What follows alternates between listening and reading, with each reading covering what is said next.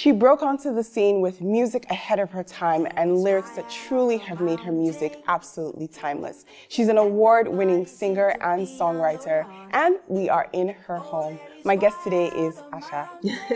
Thank you so much for inviting us to your home. Thank you. I have to say, like, it's absolutely stunning.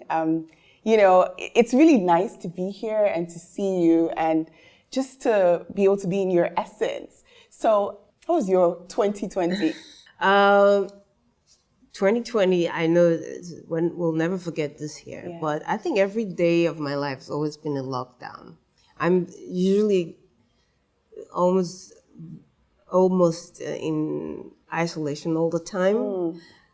So this time it wasn't very hard for me. It was like I've lived this every day of my life. I actually enjoyed and got to see what actual silence means when we didn't have boats on the water and we could see fishes, jumping out, and the birds were out, the sky was blue, and you didn't hear the sound of cars. It was surreal. Yeah. Also during this time, I've been writing a lot. Yeah. I've been working with producers. So honestly, it was just okay.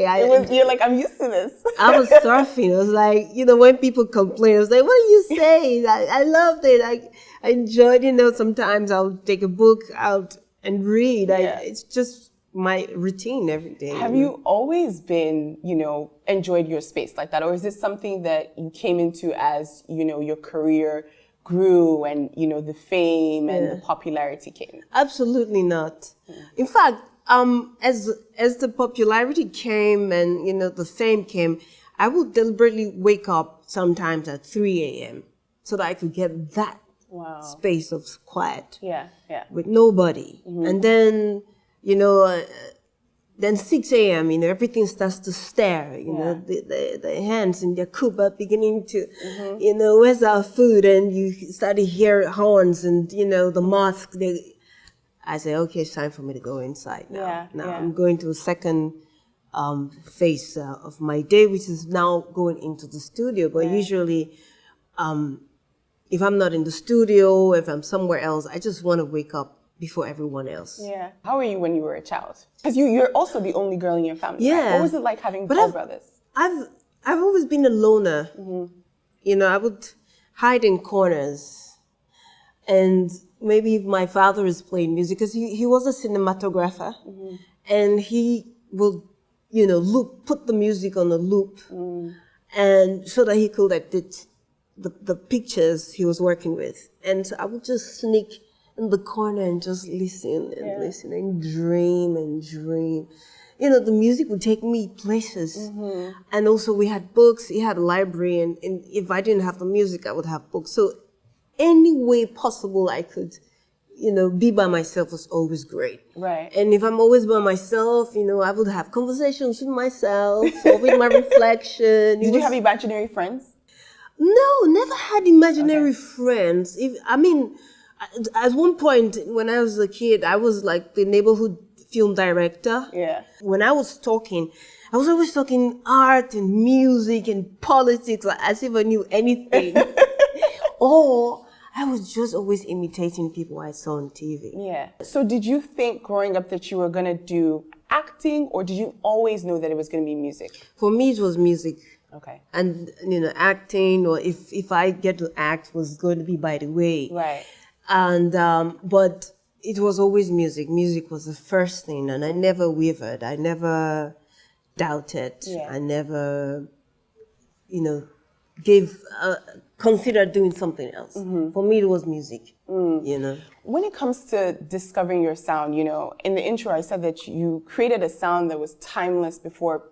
Specifically in our market, we kind of understood what that meant. And we had some really great singer-songwriters, but your music was so refreshing and is so refreshing now.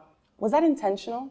Do you feel like in many ways, when you were creating your sound, you were like, this is how I want my sound to be separate from what the market is used to? Was that an intentional thing? It was intentional. I mean, I've always been intentional. Yeah. Oh my God, to a fault, I think it was when I became 30, then I said, okay, now you have to chill. Yeah. You have to really relax because you've been too serious. And of course, when I got to 30, I was like, man, you don't even know nothing. All the things you thought you knew, you know, nothing. You're just beginning to grow. But I was so intentional that I didn't keep friends in high school. Interesting. So is it that you I was everyone's friend. Okay. But I was never I wasn't in the yearbook, intentional. I don't know. What does that mean to not be in the, like, what did you feel like having close friends would do to you? No, high school was toucher.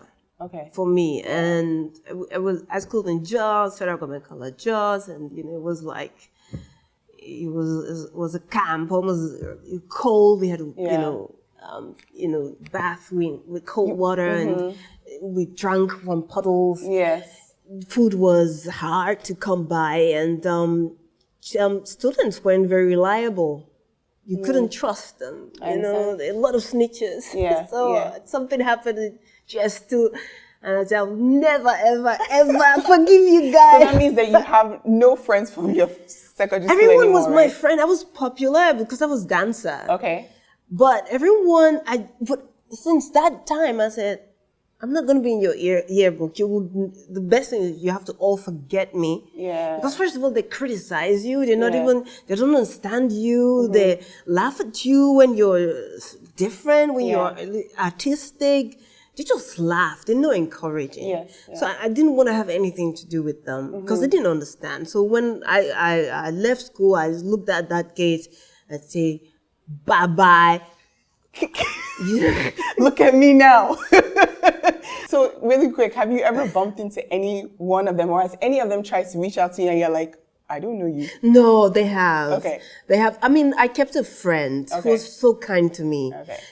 Betty, if she's listening, she's an awesome girl. When I first came into school, and I mean, just to answer the question about being intentional about music. Right. Betty was so kind. I didn't have a school uniform, and she gave me hers. Right. You know, she showed me the ropes, and because of that, I just never forgot Betty because she was so kind to me. And so she did reach out that there was a reunion, and they were having it in Abuja somewhere. And one of them like, hey Betty, look, I'm gonna answer you. I won't forget what you did because you're a very kind girl. But you see those other ones?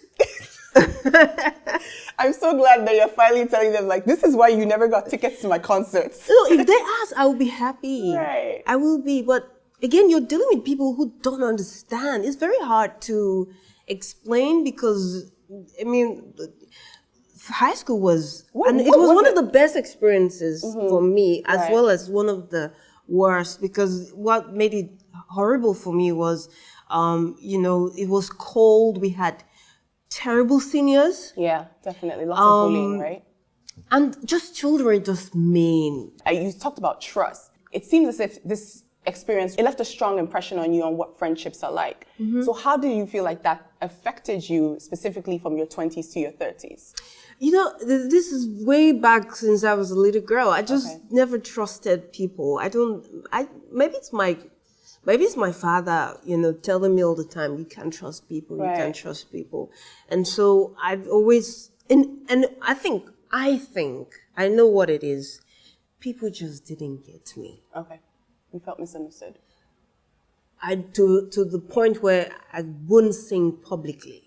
I wouldn't sing. When I started to, you know, come out publicly to perform as an artist, I didn't come out as a singer. I came out as a dancer. Okay. Because that thing was inside me, like, why is your voice like this? Why do you sound like this? Why do you walk like this? Who do you think you are? You know, so I just went into my world and enjoyed performing to this imaginary audience. And when it became real, I was like, you know, I'm going back into my shell. When my first album came, I didn't expect that it was going to be that big, and the reception was, you know, so I was like really shy and slightly embarrassed. I thought I wasn't ready for, you know, I thought I still needed to do more work. But I've done a lot of work. I've come a long way. Yeah. And I thought I could find when fame should come to me. Okay. I felt it should still be a little longer because I Okay. needed to train. I needed to, Yeah. but it is what it is. Thank you for your honesty and the fact that you had so much obstacle and people telling you that your voice cannot work. Yeah. What made you believe that you could do it? Was it just an inner sense of identity that let you know, yeah, everyone thinks my voice is different, but I'm going to show you that I can do this? I think it took two people in all these years. One was my mother.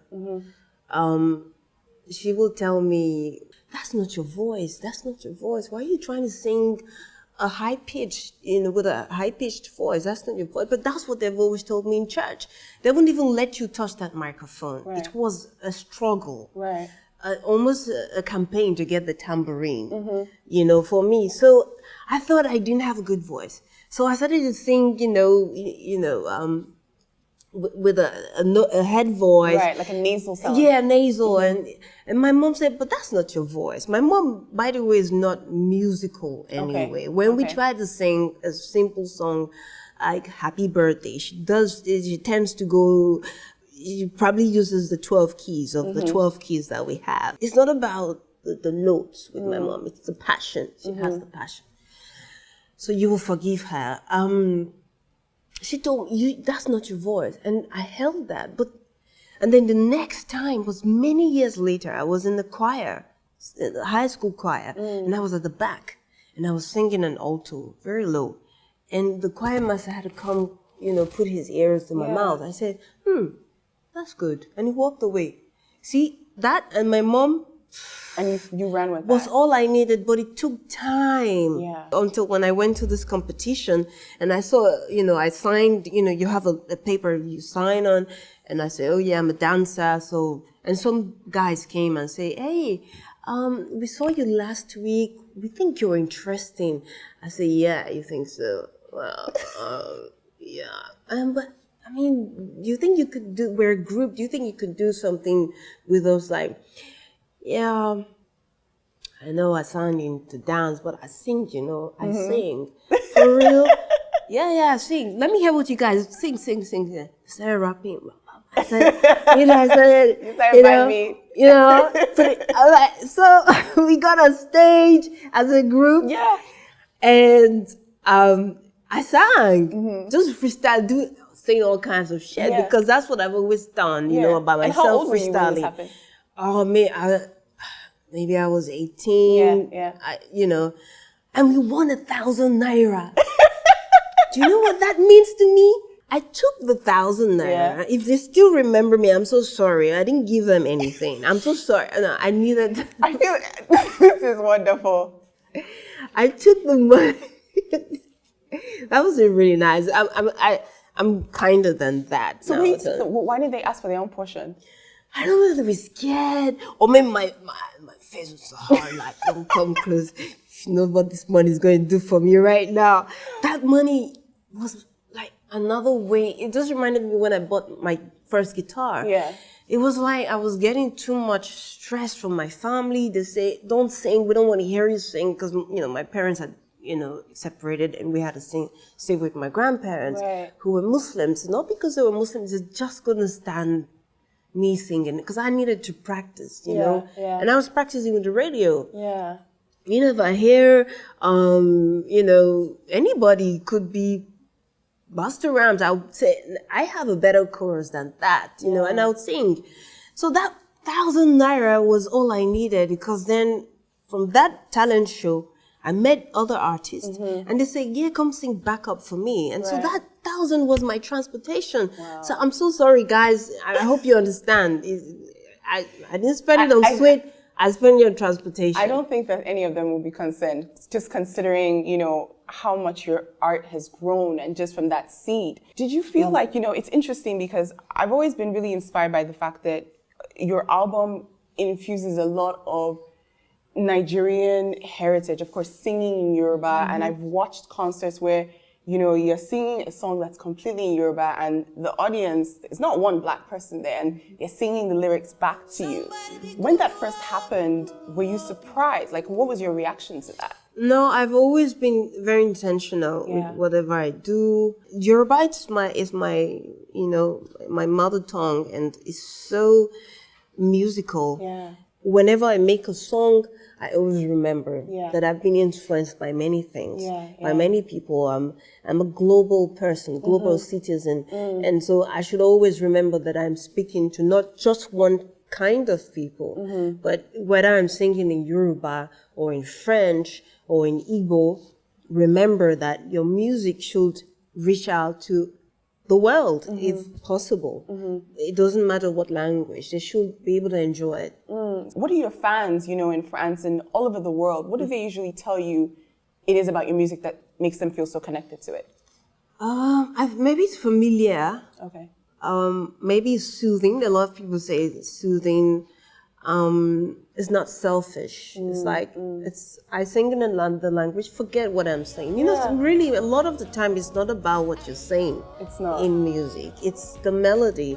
It's the music around the melody. Yeah, and that's all that matters. Sometimes a lot of times I don't understand what you're saying, but I'm there like standing front stage, singing. For your last album, Lucid, it was really such a beautiful body of work, and it was really emotional. And I know that you said for you, it was just a journey of going through love and heartbreak. What was that experience like, having to write based on such a personal experience? I think it was time for me to also open up a little bit more. Yeah. I was experiencing new things. I was experiencing love. I was experiencing the new, because I told you, I was always so serious when I was a kid, because I had a lot to prove, and I needed to be straight, because people I grew up with always thought if you were going to be a singer, then you were loose. And I had to prove to them, no, it's not that. This is more. It's not all singers or all artists. You think it's such a wrong perception of art and artist. So I was very serious, and this time with Lucid, it was time for me to let my guard down.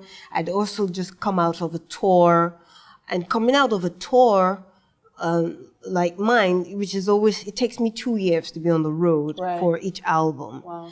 And so there's some kind of depression that comes after that. Yeah. I'm always coming out from that, from each tours. And so then having a relationship for 2 years, and then having another one, and it was an interesting time for me. Yeah. It was new. Would you say those were your first serious adult relationships? Yes. Yeah. I had, really longest, imagine. Yeah. You've been busy building a legacy. I've been busy, but I've also met, I've had one that I've really been in love with, and really broke my heart. And strangely, I haven't written about that person. Really? Because it doesn't feel real, Maybe the time isn't here. And which also opened my eyes to, okay, is this how you guys roll? Yeah. I get it. What type of guy do you find yourself attracted to? First contact is he's tall. Really? I am crazy for tall. Then tall could be dark. I like, if you're dark, be very dark. Okay. There's some guys beautiful, very dark, and if you're just be tall, then it takes me time to now think, does he have brains? But don't worry, just be tall. Just be tall. But if they're short, they really have to have brain for you to answer them. Honestly, will my future man, if I would ever get married, be short? I don't know, but I won't complain. Right. I won't complain. I do hope he's not short, because both my parents were short, and I wasn't happy about that. Do you like artists or, tech or 9 to 5? Is it whatever? Please, artists, no. No. No. I like to have coffee with artists and, pick their brains and watch them kumbaya. You're like, there's enough of one for me. I'm an artist. So, and that's one thing I fight not to be, that space. Kumbaya, oh, where do you get your inspiration from? Yeah, I sleep and God gives me, it's in the air. Yeah. Absolutely no. Writing is a 9 to 5 job. Yeah. Longer than 9 to 5. You got to go and sit down until that song comes. It is. It's also just seems like Lucid, there was a lot of emotions and also reflections. And this is so cool. It's a vinyl. What's your favorite track on this? Do you have one? Yes, I do. I love My Dear. Okay. I love My Dear. Can I say another one? I like Torn. I love Torn as well. You like Torn as well? Yeah. What is it about those two tracks that you connect to? My Dear, well, is actually very fictional. My Dear. But my Torn is maybe actually I did write about that first. Love. Gotcha. Gotcha.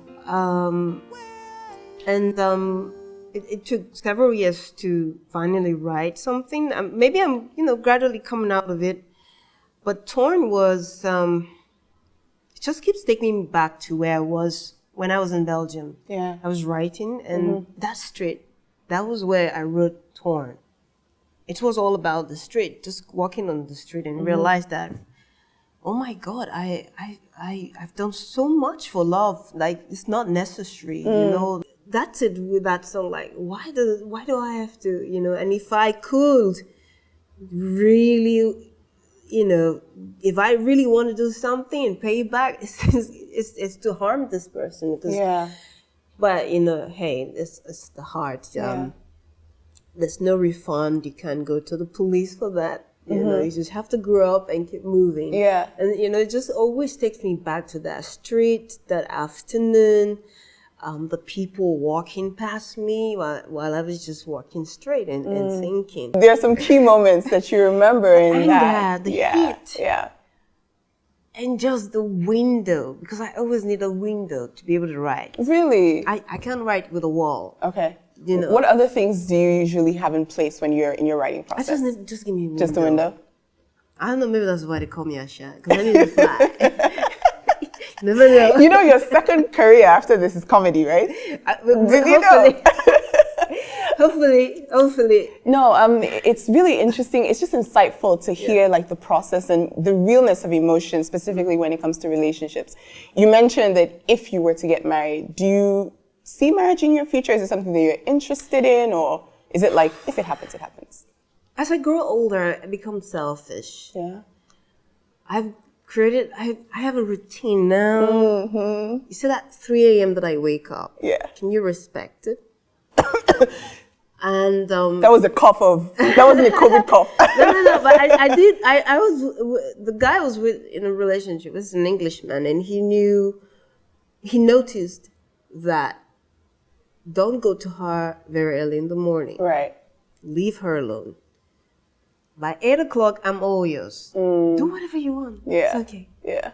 But you see that hour before that time, it's just me. And it's always been profound because I've made the best decisions in my life at dawn. Interesting. So it's for me. So I don't know if, I was chatting with Janet. I was like, will anybody understand if I tell them I need to be by myself at 4? I said, just tell them from the beginning. Just tell them, Yeah. And when she was saying, I remember this guy who was amazing. Like, if I've been dating Volkswagen, he's Rolls Royce. Come on. But he whatever.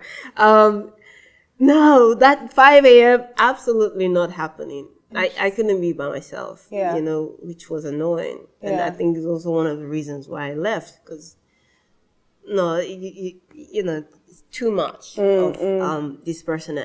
If I get married and you do that to me, sometimes I do daydream. Maybe we should have 2 houses so he can walk down to my house, Yeah. Like, should we have 2 rooms? No, what if it's hiding? But I think it's an interesting concept in the fact that if this is how marriage can function for you, why can't marriage be like that? Yeah, hopefully. Yeah. I will have to meet a super nice guy to do that, to understand that. Yeah. Super understanding guy.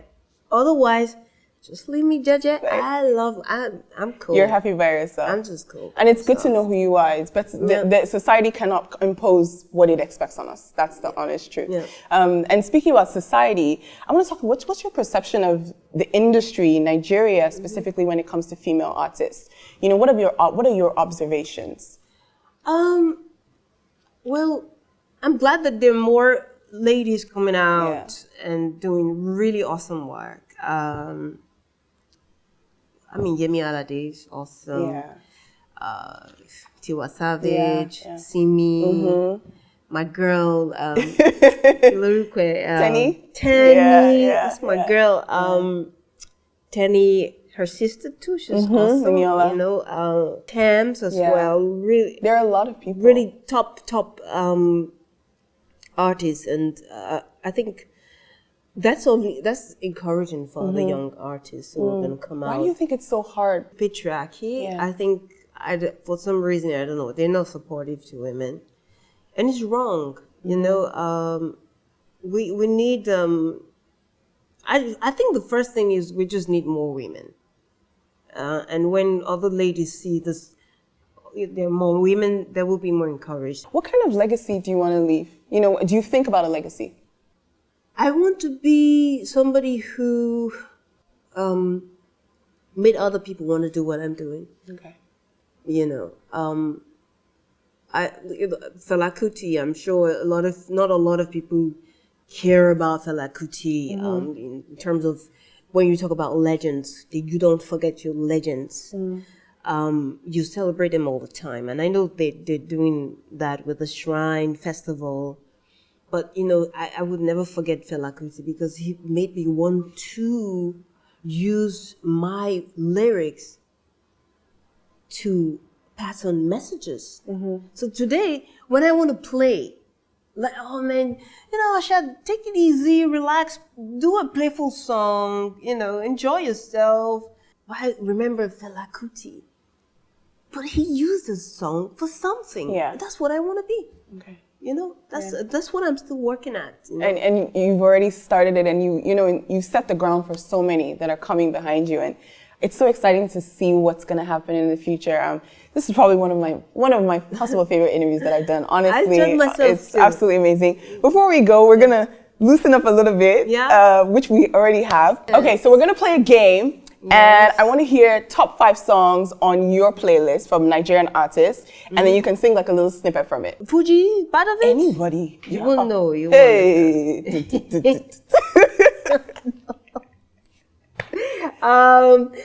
Let me see. I always like Yemi Alade's songs. I like Johnny, but I know Johnny is pretty. The newer ones. Shot. I like Tenny's yeah, it's a beautiful song.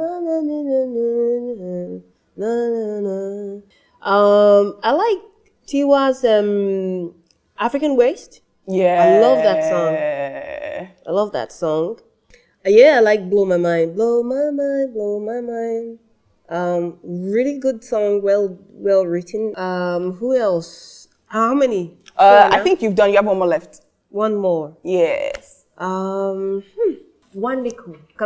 He's not a song, he's a person. Yeah. But I love Wandiko. Yeah. Anything Iskaba, Ashimakbe, Ikoti Coin.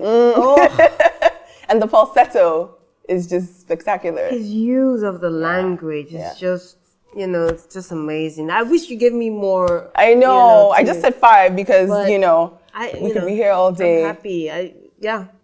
Wow, Asha, thank you so much for just sitting down and I felt like you invited us in so many different ways. And I know I learned so much about you and just really inspired by your journey and just the resilience, and not only being resilient, but coming out in such a magnificent way. It's inspiring, and so many of us watching and just listening will be so inspired by your evolving story. So thank you so much for today. An absolutely enlightening and inspiring conversation. A huge thank you again to you, Asha, for inviting us into your home. I know so many of us watching would be so inspired, and just by the commitment and resilience to greatness and doing something the right way. Thank you so much for watching this episode of The Juice. My name is Bolanle Olukanni, and I'll see you next time.